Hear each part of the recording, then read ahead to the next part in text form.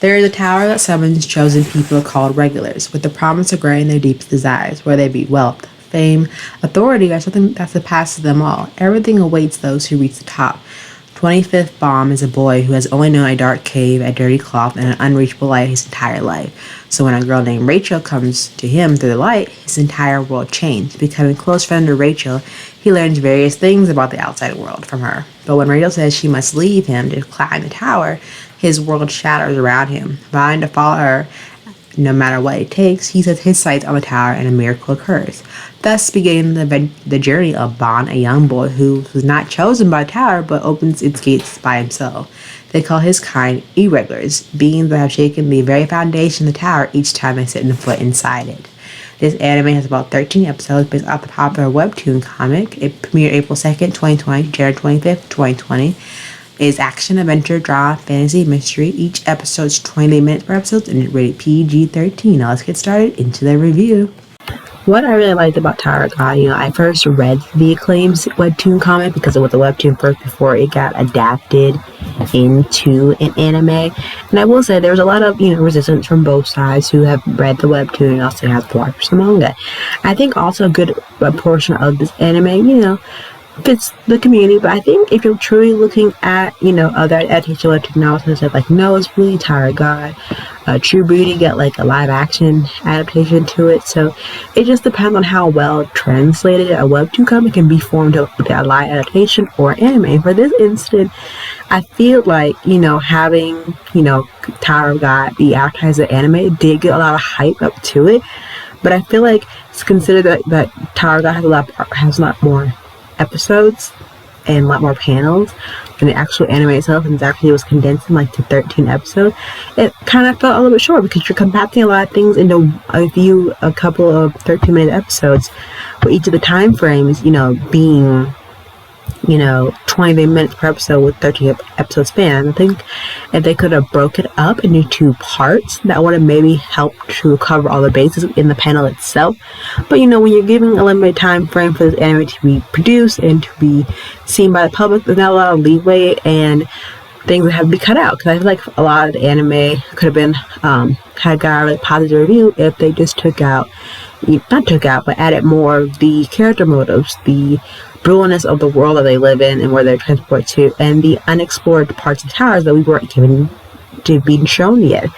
I think that also lies in the whole story part of the webtoon to begin with, because they include all those details in there and all the lore that's in this comic series to begin with. Now, with that being said, the story starts off very simple. A girl goes up to a tower wanting to see the stars, and then this other character that she meets, Ban, is following her around as a dog would follow their owner, and that's putting a simple term, because you're trying to understand why does Bomb do this? Why does he follow this one person? What quality does he see in Rachel to actually leave this place where he's been surrounded by darkness for years about to go up to the light?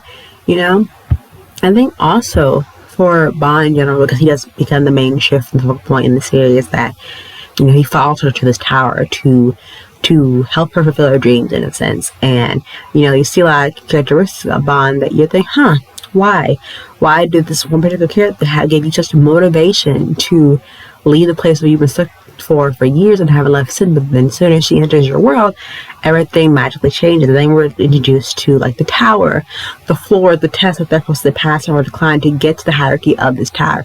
And the motivation of all the other characters who want to climb this same exact tower are revealed subtle little by little. And then as we learn more about Bond, the characters and the friends that he's made, and the concept and the punctuality of this environment that they're in some of the cases, we're kind of left as the viewer who either hasn't read the webtoon comic where it's based off of, or have a very small, clear idea what's actually going on here.